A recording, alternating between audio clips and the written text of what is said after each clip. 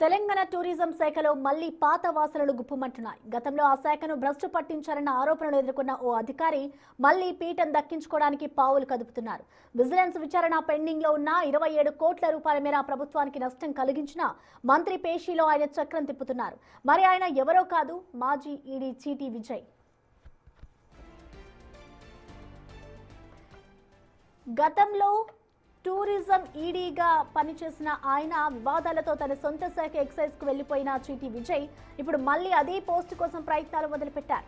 చెప్పాలంటే అత్యంత కీలకమైన ఫైల్స్ లీక్ చేశారన్న ఆరోపణలు విజయ్ పై ఉండగా ఇదే సమయంలో ఆయనపై విజిలెన్స్ విచారణ కూడా కొనసాగుతోంది.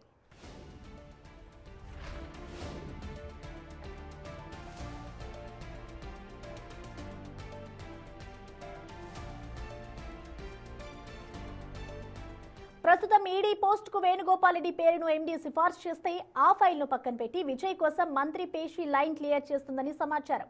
ఇదే సమయంలో టూరిజం ఎండీ మెడికల్ లీవ్ లో వెళ్తున్న తరుణంలో కీలకమైన ఈడీ పోస్ట్ ను విజయ్ కు అప్పగిస్తే శాఖ మొత్తం భ్రష్టు పడుతుందని ఉద్యోగులు ఆందోళన చెందుతున్నారు.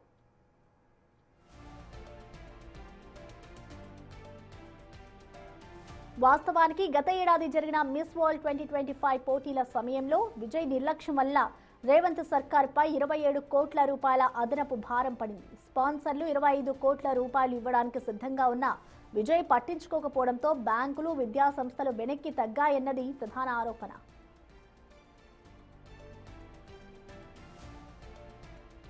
ఇక అవినీతి ఆరోపణలు, నిర్లక్ష్యానికి నిలువుటద్దంగా నిలిచిన అధికారి విజయ్కి మళ్లీ పట్టం కడితే సర్కార్కు చెడ్డ పేరు రావడం ఖాయమంటున్నారు ఉద్యోగులు. అంతేకాదు విజయ్ హయాంలో ఏడాదికి 3 కోట్ల రూపాయలుగా ఉన్న ఆదాయం కేవలం 30 లక్షల రూపాయలకే పడిపోయిందంటే పరిస్థితి ఎంత దారుణంగా ఉందో అర్థం చేసుకోవచ్చు.